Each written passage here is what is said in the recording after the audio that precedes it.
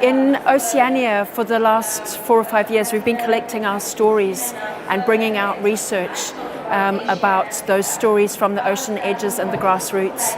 And every community and every part of society in Ozeania has a story of how they are impacted by climate change.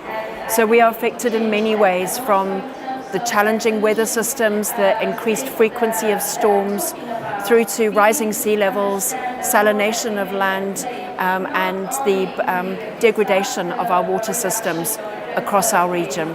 The impact of climate change in Kenya, it would be a very good reference for me to talk about the unpredictable weather patterns that we're experiencing in Kenya specifically, and the frequent drought system whereby, due to loss of rain, we're experiencing long droughts, and these long droughts are having impact to the farmers and also to the livestock keepers. With regards to climate change, Malawi as a country, I think we are facing the impacts of climate change quite a lot.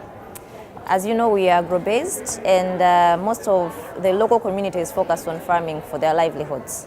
Now with this climate change, each and every year you have either issues of floods or droughts, prolonged dry spells as well. The impacts of climate change have been felt by the smallholder farmers and also the animal keepers in the western side, in the northeastern side of Kenya, and also the Rift Valley region. We have got huge, many farmers keeping livestock, and they have been wiped out. Actually, if you go in Kenya sometimes in August, you'd see so many animals dying. Assisted community comes from the agriculture background.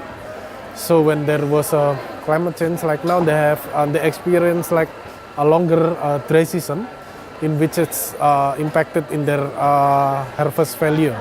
Each and every year you have a lot of people who are missing their food entitlements because they haven't harvested enough.